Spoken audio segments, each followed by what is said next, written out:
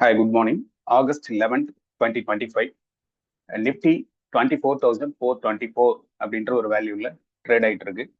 Monday market யூஸ்வலா Monday மார்க்கெட்டை மங்கி market அப்படின்னு சொல்லி நான் டேர்ம் பண்ணுவேன். ஏன்னா இந்த வொலட்டிலிட்டி லெவல் வந்து ரொம்ப ஹையா இருக்கும். 2 நாட்கள் வந்து மார்க்கெட்ல ரீட்டைலர்ஸும் சரி, பிக் பிளேயர்ஸ் இன்ஸ்டிடியூஷனல்ஸும் சரி, நிறைய நியூஸ் எல்லாம் கேதர் பண்ணியிருந்திருப்பாங்க. ஸோ அதோடைய ரியாக்ஷன்ஸ் வந்து ஃபர்ஸ்ட் 30 மினிட்ஸ் வந்துட்டு ரிஃப்ளெக்ட் ஆகும் மண்டே மார்க்கெட்ல.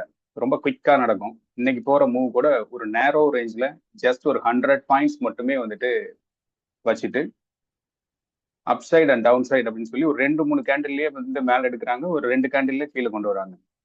ஸோ இந்த வெலட்டிலிட்டி லெவல் ஹையா இருக்கு அப்படின்னு சொல்லி ஸ்பெகுலேட் பண்ணனால தான் வந்துட்டு ஸ்டே லைட் அப்படின்னு சொல்லி இன்னைக்கு மார்னிங் ரைட் அப்ல கொடுத்துருந்தோம்.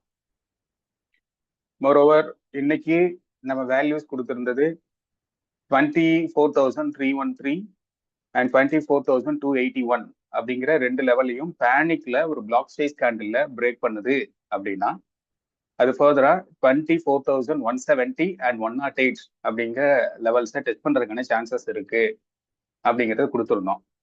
அதுவே வந்து ரைட் அப்ல அப் சைட்ல 24,444 அப்படிங்கிற ஒரு வேல்யூ,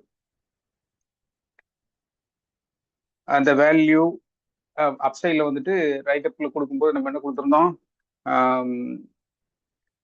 இந்த 2 வேல்யூ ஹோல்டு பண்ணுது அப்படின்னா அப் சைட்ல 444 அண்ட் 508 அப்படிங்கிறத டார்கெட்டா ரீச் பண்றதுக்கு சான்சஸ் இருக்குன்னு சொல்லியிருந்தோம். என்ன 2 வேல்யூ அது? as long as Nifty holds 24,313 and 281, same அதே லெவல தான் நம்ம சொல்லியிருந்தோம். அந்த லெவலை ஹோல்டு பண்ணுது அப்படின்னா we can expect 24,444 and 24,508 அப்படின்னு சொல்லியிருந்தோம். இந்த 444 வந்துட்டு இந்த 313 அப்படிங்கிறது வந்துட்டு டவுன் சைட்ல போய் டச் பண்ணவே இல்லை. இன்னும் ஒரு இல்லாஜிக்கல் சப்போர்ட்ல 24,000 இல்லாஜிக்கல் சப்போர்ட் அப்படின்னு என்ன சொல்றோம் அப்படின்னா ஒரு ஆல்மோஸ்ட் ஒரு 90% அந்த லெவல்ல சப்போர்ட் எடுக்கணும், 313ல எடுக்கணும். ஆனா எடுக்கல. 24,347 அப்படின்ற லெவல்ல எடுத்திருக்கு. ஸோ இந்த இடத்துல நம்ம எப்படி ட்ரேட் என்டர் ஆகுறது? கொடுத்துருக்க ரைட் அப் பார்க்கும் பொழுது 24,313 அப்படிங்கிறத அல்லது 24,281 அப்படிங்கிறத ஸ்டாப் லாஸா ஃபிக்ஸ் பண்ணிட்டு இன்னைக்கு டே லோவை பிரேக் பண்ணல இப்போ வரைக்கும். பட் என்டர் ஆகிறதுக்கு நமக்கு கன்விக்ஷன் வேணும். ஒரு ப்ராப்பரான ஜோன்ல இருந்து அது வந்துட்டு எஸ்கலேட் ஆயிருக்கா அப்படின்னு பார்த்தா கிடையாது. அதுதான் இல்லாஜிக்கல் சப்போர்ட் அப்படின்றோம். ஆனா நேத்துடைய லோ, அதாவது ஃப்ரைடே உடைய லோ 24,337 அப்படின்னு ஒரு லெவல் இருக்கு. அந்த லெவலையும் பிரேக் பண்ணல. ஸோ ப்ரீவியஸ் டே லோவை பிரேக் பண்ணல, இன்னைக்கு ஒரு லோவை கிரியேட் பண்ணிட்டு ஒரு சிங்கிள் கேண்டில்ல மேல எடுக்கிறாங்க. ஆப்ஷன்ஸ்ல போகும்பொழுது ப்ரீமியம், அதுவும் ஆகஸ்ட் 14th ப்ரீமியம் ரொம்ப அதிகமா வந்துட்டு ஜிக்ஸாக்ல போயிட்டு இருக்கும். மேல போகும்போது 444 போய் டச் பண்ணுச்சா? அதுவும் கிடையாது. 24,428 அப்படிங்கறது கொடுத்துருக்கு. திரும்ப 24,425.95 அப்படிங்கிற ஒரு வேல்யூ கொடுத்துருக்கு இந்த கேண்டில்ல. ஸோ 444 அப்படிங்கிறதையும் போய் பிரீச் பண்ணல. ஸோ எட்ஜ் டு எட்ஜ் அப்படின்னு சொல்லலாம். எட்ஜ் டு எட்ஜ் அப்படின்னா மேல அப் சைட்ல வந்துட்டு ஒரு 20 பாயிண்ட்ஸ் ஸ்பேர் வச்சிருக்கு, கீழே டவுன் சைட்லயும் ஒரு 20 பாயிண்ட்ஸ் ஸ்பேர் வச்சிருக்கு. இந்த ஜோனுக்குள்ளேயே டிராவல் ஆயிட்டு இருக்கு. ஸோ டிசிசிவா வந்துட்டு ஒரு மூவ் கொடுக்கறதுக்கு முன்னாடி இந்த வொலட்டிலிட்டி லெவல் ஹையா இருக்கும். ப்ரீமியம் டான்சிங்னு சொல்லுவோம். அந்த ப்ரீமியம் டான்சிங் அப்படின்னா ப்ரீமியம் வந்துட்டு தாறுமாறா வந்துட்டு இந்த சைடு அந்த சைடு குதிச்சுட்டு கிடக்கும். இந்த டைம்ல ஈஸியா வந்து நம்மளை சைக்கலாஜிக்கலா ட்ராப் பண்றதுக்கான ஜோன் இந்த ஜோன். ஆல்ரெடி இது ஒரு ஃப்ரிக்ஷன் ஜோன்லயும் போகுது. அதனால ஆப்ஷன்ஸ்ல எடுக்கும்போது ரொம்ப குயிக்கா வந்து நமக்கு வந்து சைக்கலாஜிக்கல் இம்பாக்ட்ஸ் ஓவர் ட்ரேட் பண்றதுக்கு சான்சஸ் இருக்கு. கேண்டிலுக்கு கேண்டில் ட்ரேட் எடுக்கிறதுக்கான சான்சஸ் இருக்கு. அதனால இந்த மாதிரியான இடங்கள்ல ஸ்டே லைட் அப்படிங்கிறத அதனாலதான் மென்ஷன் பண்ணியிருந்தேன். போறதா இருந்தாலும் ஃபியூச்சர்ஸ்ல இந்த 313 அப்படிங்கிறத ஸ்டாப் லாஸா வச்சு லாங் போறோம் அப்படின்னா மைக்ரேட்டட் ஸ்டாப் லாஸ்ல போகணும். அந்த 444 போய் டச் பண்ணோம், மைக்ரேட்டட் ஸ்டாப் லாஸ்ல போகணும். மேல 428க்கு வந்துட்டு திரும்ப டே லோக்கு வந்தது, ஸ்டாப் லாஸ் ஹிட் ஆகல. ஆனா ஏன் அவ்வளவு புள்ளிகளை விடணும் நம்ம? இந்த இப்ப போது பாருங்க, இந்த மாதிரி பிளாக் சைஸ் கேண்டில் 444 போகணும். அப்போ ஸ்டாப் லாஸ் வந்து 313 வச்சுட்டு 363 அப்படிங்கிற ப்ரீவியஸ் டே உடைய இதுல க்ளோஸ் ஆனதுல கூட நம்ம என்ட்ராறோம், அல்லது 347 337 கீழே டவுன் சைட்ல பிரேக் பண்ணல, ஃபர்ஸ்ட் கன்ஃபர்மேஷன் கிடைக்குது. 313 இல்லாஜிக்கல் சப்போர்ட்டுக்கு வந்து, ஐ மீன் லாஜிக்கல் சப்போர்ட்டுக்கு வந்து எடுக்கல.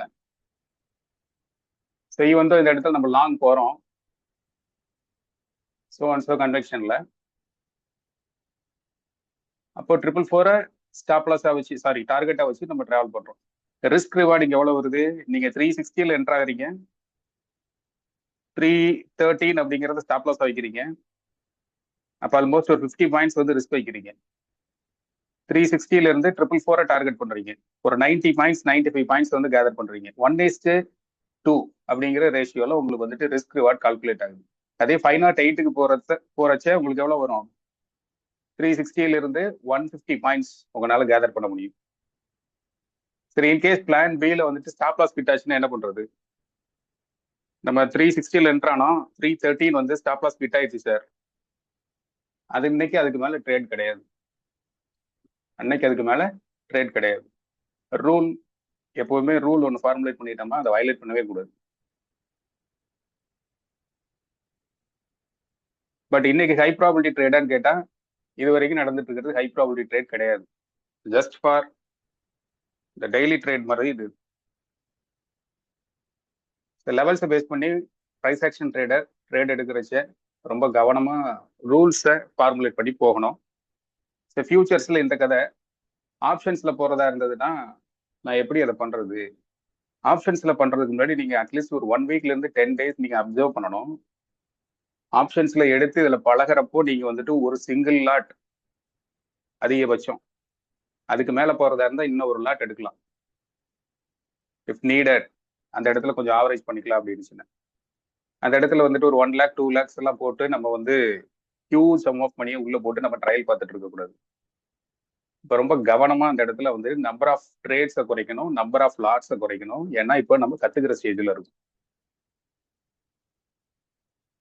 இந்த மார்க்கெட் அப்சர்வேஷன், இந்த பங்குச்சந்தையுடைய நகர்வுகள், பிக் பிளேயர்ஸுடைய டாக்டிக்கல் மூவ்ஸ், இதெல்லாம் தெரிஞ்சதுக்கு அப்புறம் எந்த இடத்துல நம்ம பிரேக் பண்ணணும், எந்த இடத்துல வந்து ஸ்பீட் அப் பண்ணலாம், எந்த இடத்துல இருந்து ஒரு டேர்ன் வளைக்கணும், இப்படிங்கிற விஷயங்கள்லாம் நம்ம தெரிஞ்சதுக்கு அப்புறம் தான் வந்துட்டு ஹியூஜ் நம்பர் ஆஃப் லாட்ஸ்ல நம்ம போகணும்.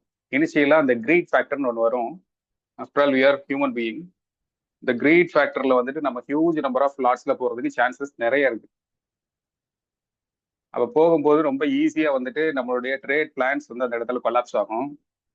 நம்ம ஃபர்தரா டைட் அப்படிங்கிறது அந்த இடத்துல வர்றதுக்கு சான்சஸ் இருக்கு. 481 எதுக்கு டிரா பண்ணியிருக்கோம்? இந்த கேண்டில். ஓகே, இந்த கேண்டிலுடைய ஹை 495, இந்த கேண்டிலுடைய ஹை ஓகே 508. ஸோ கிம்மிக் தந்திர வேலைகள் தான் நடந்திருக்கு இந்த இடத்துல. ஓப்பன் இன்ட்ரெஸ்டையும் ஸ்டாக்ஸையும் வச்சு இந்த இடத்துல வந்து டான்ஸ் பண்ணியிருக்காங்க. 460யும் 481 நான் வந்து வால்யூமோட பிரேக் அவுட் கொடுக்கணும் அப்படின்னு சொல்லியிருந்தேன். பட் அது ரெண்டுமே நடக்கல இன்னும்.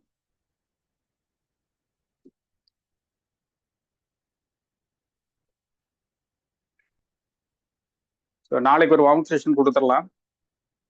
அப்புறம் ரெகுலர் செஷன் வந்துட்டு ஸ்டார்ட் பண்ணுவோம். டே 1க்கான செஷன் நாளைக்கு இன்னும் கொஞ்சம் பேசிக்ஸ் கொஞ்சம் பார்த்துடலாம். கேண்டல் ஸ்டிக்ஸை பற்றி, கேண்டல் ஸ்டிக் சைக்காலஜி பற்றி. ஃபைன்.